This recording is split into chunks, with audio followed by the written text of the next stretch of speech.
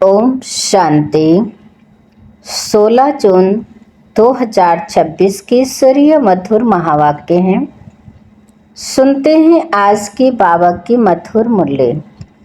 बाबा ने कहा, मीठे बच्चे, तुम अभी सच्चे सच्चे राजयोगी हो। तुम्हें राजऋषि भी कहा जाता है। राज ऋषि माना ही पवित्र। प्रश्न है, तुम बच्चे मनुष्यों को माया रूपी रावण की दलदल से कब निकाल सकेंगे? उत्तर है, जब तुम खुद उस दलदल से निकले हुए होंगे। दलदल से निकलने वालों की निशानी है इच्छा मात्रम अविद्या, एक बाप के सिवाय और कुछ भी याद न आए। अच्छा कपड़ा पहने, अच्छी चीजें खाएं, ये लालच ना हो। तुम पूरा ही वनवाह में हो। इस शरीर को भी भूले हुए मेरा कुछ भी नहीं, मैं आत्मा हूँ। ऐसे आत्माभिमानी बच्चे ही रावण के दलदल से मनुष्यों को निकाल सकते हैं। गीत है, तू प्यार का सागर है, तेरी एक बूंद के प्यासे हम। ओम शांति। कोई समय गीत जब बजाया जाता था तो बच्चों से गीत का अर्थ भी पूछते थे। अब बताओ, तुम कब से राह भूले हो? कोई ने कहा द्वापर से, कोई ने कहा सतयुग से। जो कहते हैं द्वापर से भूले हैं वे रोंग हैं। सतयुग से राह भूले हुए हैं। राह बताने वाला तो अभी तुमको मिला है। सतयुग में राह बताने वाले को नहीं जानते हैं। वहाँ कोई बाप को जानते ही नहीं, गोया भूले हुए हैं। भूलना भी ड्रामा में नोंद है। फिर अभी राह बताने आए हैं। कहते हैं ना, प्रभु राह बताओ। हम सतयुग से लेकर बाप को भूले हैं। बाबा प्रश्न पूछते हैं, बुद्धि चलाने लिए ये ज्ञान ही निराला है ना? ज्ञान का सागर बाप ही है। बाप सम्मुख समझाते हैं, ज्ञान का सागर, सुख का सागर मैं ही हूँ। तुम भी जानते हो, बरोबर पतित पावन भी एक ही बाप है। या तो भक्ति वाले भी मानते हैं पावन दुनिया है ही शांति धाम और सुख धाम। अब सुख धाम और दुख धाम आधा आधा है। यह तो बच्चे अच्छी रीति जानते हैं। बाप प्यार का सागर है, तभी तो सब उनको फादर कह पुकारते हैं। परंतु वह कौन है, कैसे आते हैं, यह भूल जाते हैं। 5000 वर्ष की बात है। बरोबर इन देवी देवताओं का राज था। सतयुग में है सदगति, फिर दुर्गति कैसे होती है, कौन बताए? बाप ही आकर समझाते हैं, द्वापर से तुम्हारी दुर्गति हुई है। तब तो बुलाते हैं, तुम समझते हो यह कोई नई बात नहीं है। बाप कल्प कल्प आते हैं। अभी निराकार बाप आत्माओं को समझाते हैं। कोई भी अपनी आत्मा को नहीं जानते। ऐसे कभी कोई नहीं बताएंगे कि हमारी आत्मा में सारा पाठ भरा हुआ है। कभी नहीं कहेंगे कि मैं अनेक बार यह बना हूँ, पार्ट बजाया है। ड्रामा को वह जानते ही नहीं। करके लाखों हजार वर्ष कहे, फिर भी ड्रामा तो है ना। ड्रामा रिपीट होता है, यह तो कहेंगे ना। यह ज्ञान बाप ही बच्चों को सम्मुख देते हैं। मुख से बात कर रहे हैं। तुम जानते हो, हमको शिव बाबा ने ब्रह्मा द्वारा अपना बनाए ब्राह्मण बनाया है। शिव बाबा का यह बच्चा भी है, बन्नी स्त्री भी है। देखो कितने बच्चों की संभाल की जाती है। अकेला मेल होने के कारण सरस्वती को मददगार बनाया है कि बच्चों को संभालो। यह बातें शास्त्रों में नहीं है, यह है प्रैक्टिकल। बाप ही राजयोग सिखाते हैं। जिनको राजयोग सिखाया वह राजाएं बने, 84 जन्मों में आए। बाइबिल, कुरान, वेद शास्त्र आदि पढ़ते तो बहुत हैं, परंतु समझते कुछ भी नहीं है। अभी तुम कोई तत्व योगी नहीं हो। तुम्हारा तो बाप से योग है, अर्थात बाप की याद है। तुम अभी राजयोगी, राज ऋषि हो, अर्थात योगी राज हो। योगी पवित्र को कहा जाता है। स्वर्ग की राजाई लेने लिए तुम योगी बने हो। बाप पहले पहले कहते हैं पवित्र बनो। योगी नाम ही उनका है। तुम सब राजयोगी हो। यह तुम ब्रह्मा मुख वंशावली ब्राह्मणों की बात है। तुमको राजयोग सिखा रहे हैं। स्टूडेंट हो गए ना। स्टूडेंट्स को कब टीचर भूलेगा क्या? जानते हो, शिव बाबा हमको पढ़ा रहे हैं, परंतु माया फिर भी भुला देती है। तुम अपने पढ़ाने वाले टीचर को भूल जाते हो। भगवान पढ़ाते हैं, यह समझे तब तो नशा चढ़े। स्कूल में ICS पढ़ाते हैं तो कितना नशा रहता है। तुम बच्चे तो 21 जन्म के लिए यह राजयोग की पढ़ाई पढ़ते हो। पढ़ना तो फिर भी होता है। राज विद्या भी पढ़नी पड़े, भाषा आदि सीखनी पड़े। तुम बच्चे समझते हो, सतयुग से हम यह राह भूलनी शुरू करते हैं। फिर एक एक ढाका, पौड़ी स्टेप एक एक जन्म में नीचे उतरते हैं। अभी तुमको सारा याद है, कैसे हम चढ़ते हैं, कैसे हम उतरते हैं। यह सीढ़ी अच्छी रीति याद करो।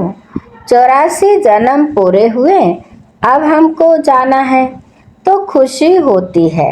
यह बेहद का नाटक है। आत्मा कितनी छोटी है। पार्ट बजाते बजाते आत्मा थक जाती है। तब कहते हैं बाबा राह बताओ, तो हम विश्राम पाएं, सुख शांति पाएं। तुम सुखधाम में हो तो तुम्हारे लिए वहाँ सुख शांति भी है। वहाँ कोई हंगामा नहीं। आत्मा को शांति है। शांति के 2 स्थान हैं, शांति धाम और सुख धाम। दुख धाम में अशांति है। यह पढ़ाई है। तुम जानते हो हमको बाबा सुखधाम वाया शांति धाम में ले जा रहे हैं। तुमको कहने की दरकार नहीं, तुम जानते हो। हम यहाँ पाठ बजाने आए हैं, फिर जाना है। ये खुशी है, शांति की खुशी नहीं है। पाठ बजाने में हमको मजा आता है, खुशी होती है। जानते हैं बाप को याद करने से विकर्म विनाश होंगे। कोई कहते हमको मन की शांति मिले, यह अक्षर भी रोंग है। नहीं, हम बाप को याद करते हैं कि विकर्म विनाश हो।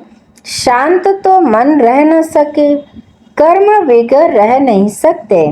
बाकी महसूसता आती है। हम बाप से पवित्रता, सुख शांति का वर्षा ले रहे हैं तो खुशी होनी चाहिए। यह तो है ही दुख धाम, इसमें सुख हो नहीं सकता। मनुष्य शांति धाम सुख धाम को भूल गए हैं। तो जिनको बहुत पैसे हैं समझते हम सुख में हैं। सन्यासी घर बार छोड़ जंगल में जाते हैं। कोई हंगामा तो है नहीं तो शांत तो हो जाते हैं, परंतु वह हुआ अल्पकाल के लिए। आत्मा का जो शांति स्वधर्म है उसमें तुम शांति में रहते हो। यहाँ तो प्रवृत्ति में आना ही है, पाठ बजाना ही है। यहाँ आते ही हैं कर्म करने। कर्म में तो आत्मा को जरूर आना ही है। तुम बच्चे समझते हो, यह समझाने बेहद का बाप दे रहे हैं। निराकार भगवान वाच, अब तुम जानते हो हम आत्मा हैं, हमारा बाप परमात्मा है। परमात्मा माना परमात्मा, उनको यह आत्मा बुलाती है। वह बाप ही सर्व का सद्गति दाता है। अब बाप कहते हैं बच्चे देही अभिमानी बनो, यही मेहनत है। आधा कल्प से जो खाद पड़ती है वह इस याद से ही निकलेगी। तुमको सच्चा सोना बनना है। जैसे सच्चे सोने में खाद मिलाए फिर जेवर बनाते हैं। तुम असल में सच्चा सोना थे, फिर तुम्हारे में खाद पड़ती है। अब तुम्हारी बुद्धि में है, हमने पार्ट बजाया है। अब हम जाते हैं पियर घर। जैसे विलायत से जब पियर घर लौटते हो तो खुशी होती है, तुम्हें भी खुशी है। तुम जानते हो बाबा हमारे लिए स्वर्ग लाया है, बेहद के बाप की सौगात है। बेहद की बादशाही अर्थात सद्गति। सन्यासी लोग मुक्ति की सौगात पसंद करते हैं। कोई मरता है तो भी कहते हैं स्वर्गवासी हुआ। सन्यासी कहेंगे ज्योति ज्योत समाया, जिसमें सब मिल जाएंगे। वह तो रहने का स्थान है जहाँ हम आत्माएं रहती हैं। बाकी कोई ज्योति वह आग थोड़े ही है जिसमें सब मिल जाए। ब्रह्म महातत्व है जिसमें आत्माएं रहती हैं। बाप भी वहाँ रहते हैं, वह भी है बिंदी। बिंदी का किसको साक्षात्कार हो तो समझ नहीं सकेंगे। बच्चे बहुत कहते हैं बाबा याद करने में दिक्कत होती है, बिंदी रूप को कैसे याद करें। आधा कल तो बड़े लिंग रूप को याद किया, वह भी बाप समझाते हैं बिंदी की तो पूजा हो न सके, इनका मंदिर कैसे बनाएंगे। बिंदी तो देखने में भी न आए, इसलिए शिवलिंग बड़ा बनाते हैं। बाकी आत्माओं के शालिग्राम तो बहुत छोटे छोटे बनाते हैं, अंडे मिसल बनाते हैं। कहेंगे पहले यह क्यों नहीं बताया। परमात्मा बिंदी मिसल है। बाप कहते हैं उस समय यह बताने का पाठ ही नहीं था। अरे तुम आईसीएस शुरू से क्यों नहीं पढ़ते हो, पढ़ाई के भी कायदे हैं ना। कोई ऐसी बात पूछे तो तुम कह सकते हो अच्छा बाबा से पूछते हैं, वह हमारे से बड़ी टीचर हैं, उनसे लिखकर पूछते हैं। बाबा को बताना होगा तो बताएंगे, वह तो कहेंगे आगे चल समझ लेंगे, एक ही टाइम तो नहीं सुनाएंगे। यह सब है नई बातें, तुम्हारे वेद शास्त्रों में जो है बाप बैठ सार बताते हैं। यह भी भक्ति मार्ग की नोंद है, फिर भी तुमको पढ़ने ही होंगे। यह भक्ति का पाठ बजाना ही होगा, पतित बनने का भी पाठ बजाना है। कहते हैं भक्ति के दुबन में फंस गए हैं। बाहर से तो खूबसूरती बहुत है, जैसे रुण के पानी का मिसाल देते हैं। भक्ति भी सुहानी आकर्षक बहुत है। बाप कहते हैं यह रुण्य का पानी है, मृग तृष्णा समान। इस दुबन में फंस जाते हैं, फिर निकलना ही मुश्किल हो जाता है। एकदम फंस पड़ते हैं, जाते हैं औरों को निकालने, फिर खुद ही फंस पड़ते हैं। ऐसे बहुत फंस पड़े। आश्चर्यवश सुनंती कथनती, औरों को निकालवंती, चलते चलते फिर खुद फंस पड़ते हैं। कितने अच्छे अच्छे फर्स्ट क्लास थे, फिर उनको निकलना बड़ा मुश्किल हो जाता है। बाप को भूल जाते हैं तो दुबन से निकालने में कितनी मेहनत लगती है। कितना भी समझाओ बुद्धि में नहीं बैठता।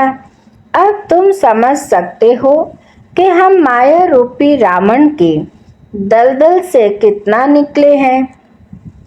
जितना जितना निकलते जाते हैं उतना उतना खुशी होती है। जो खुद निकला होगा उनके पास शक्ति होगी दूसरे को निकालने की। बाण चलाने वाले कोई तीखे होते हैं, कोई कमजोर होते हैं।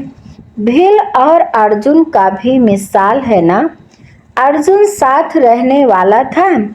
अर्जुन एक को नहीं, जो बाघ के बनकर बाघ के साथ रहते हैं उनको कहा जाता है अर्जुन। साथ में रहने वाले और बाहर में रहने वाले की रेस कराई जाती है। भील अर्थात बाहर रहने वाला तीखा चला गया। दृष्टांत एक का दिया जाता है, बात तो बहुतों की है। तीर भी यह ज्ञान का है, हर एक अपने को समझ सकते हैं। हम कितना बाघ को याद करते हैं और कोई की याद तो नहीं आती है। अच्छी चीज पहनने व खाने की लालच तो नहीं रहती। यहाँ अच्छा पहनेंगे तो वहाँ कम हो जाएगा। हमको यहाँ तो वनवाह में रहना है। बाप कहते हैं तुम अपने शरीर को भी भूल जाओ, यह तो पुराना तमो प्रधान शरीर है। तुम स्वर्ग के मालिक बनते हो। इच्छा मात्रम अविद्या। बाप कहते हैं तुम यहाँ जेवर आदि भी नहीं पहनो। ऐसे क्यों कहते हैं? इसके भी अनेक कारण हैं। कोई का जेवर गुम हो जाएगा तो कहेंगे वहाँ बीके को देकर आई है, और फिर चोर चकार भी रास्ते में चलते छीन लेते हैं। आजकल माइयाँ भी लूटने वाली बहुत निकली हैं, फीमेल भी ढाका मारती हैं। दुनिया का हाल देखो क्या है। तुम समझते हो यह दुनिया बिल्कुल वेश्यालय है। हम यहाँ शिवालय में बैठे हैं शिव बाबा के साथ। वह सत्य है, चैतन्य है, आनंद स्वरूप है। आत्मा की ही महिमा है। आत्मा ही कहती है मैं प्रेसिडेंट बना हूँ, मैं फलाना हूँ, और तुम्हारी आत्मा कहती है हम ब्राह्मण हैं, बाबा से वर्षा ले रहे हैं। आत्म अभिमान में रहना है, इसमें ही मेहनत है। यह मेरा फलाना है, यह मेरा है, यह याद रहता है। हम आत्मा भाई भाई हैं, यह भूल जाते हैं। यहाँ मेरा मेरा छोड़ना पड़ता है। मैं आत्मा हूँ, इनके आत्मा भी जानते हैं। बाप समझा रहे हैं, मैं भी सुनता रहता हूँ। पहले मैं सुनता हूँ, भल मैं भी सुना सकता हूँ, परंतु बच्चों के कल्याण अर्थ कहता हूँ तुम सदा समझो कि शिव बाबा समझाते हैं। विचार सागर मंथन करना बच्चों का काम है। जैसे तुम करते हो वैसे मैं भी करता हूँ, नहीं तो पहले नंबर में कैसे जाएंगे। लेकिन अपने को गुप्त रखते हैं। अच्छा, बाप दादा बच्चों से नमस्ते करते हैं। मीठे मीठे शिकिलदे बच्चों प्रति माता पिता बाप दादा का याद प्यार और गुड मॉर्निंग। रूहानी बाप की रूहानी बच्चों को नमस्ते। हम रूहानी बच्चों की रूहानी माता पिता बाप दादा को याद प्यार और नमस्ते नमस्ते नमस्ते, गुड मॉर्निंग, शुक्रिया बाप दादा। धारणा के लिए मुख्य सार नंबर 1, मेरा मेरा सब छोड़ अपने को आत्मा समझना है। आत्म अभिमानी रहने की मेहनत करनी है। यहाँ बिल्कुल वनवाह में रहना है। कोई भी पहनने खाने की इच्छा से इच्छा मात्रम अविद्या बनना है। नंबर 2, पार्ड बजाते हुए कर्म करते अपने शांति स्वधर्म में स्थित रहना है। शांति धाम और सुख धाम को याद करना है, इस दुख धाम को भूल जाना है। वरदान है रुहाब और रहम के गुण द्वारा विश्व नव निर्माण करने वाले विश्व कल्याणकारी भव। रुहाब और रहम के गुण द्वारा विश्व नव निर्माण करने वाले विश्व कल्याणकारी भव। विस्तार है। विश्व कल्याणकारी बनने के लिए मुख्य दो धारणाएं आवश्यक हैं। एक ईश्वरीय रुहाब और दूसरा रहम। अगर रुहाब और रहम दोनों साथ साथ और समान हैं तो रूहानियत की स्टेज बन जाती है। तो जब भी कोई कर्तव्य करते हो व मुख से शब्द वर्णन करते हो तो चेक करो कि रहम और रुहाब दोनों समान रूप में हैं। शक्तियों के चित्रों में इन दोनों गुणों की समानता दिखाते हैं। इसी के आधार पर विश्व नव निर्माण के निमित्त बन सकते हो। स्लोगन है, बाप के प्यार के पीछे व्यर्थ संकल्प न्यौछावर कर दो, यही सच्ची कुर्बानी है। बाप के प्यार के पीछे व्यर्थ संकल्प न्यौछावर कर दो, यही सच्ची कुर्बानी है। अच्छा, आज की मुरली के अव्यक्त इशारे हैं, सुनते हैं। सदा हर्षित रहने के लिए अपनी नेचर को सरल बनाओ, सहनशील बनो। जितना जो स्वयं सरल होंगे उतना याद भी सरल रहेगी। जितना जो हर बात में स्पष्ट अर्थात साफ होगा उतना सरल होगा। जो जैसा स्वयं होता है वैसे ही उनकी रचना में भी वही संस्कार होते हैं। तो हर गुण के प्रैक्टिकल स्वरूप एग्जाम्पल बनो। अच्छा, आज की मुरली यहीं पर समाप्त होती है। मीठे मीठे प्यारे प्यारे बाप दादा को दिल से बहुत बहुत शुक्रिया। आप सभी महान आत्माओं को भी दिल से शुक्रिया शुक्रिया। ओम शांति शांति।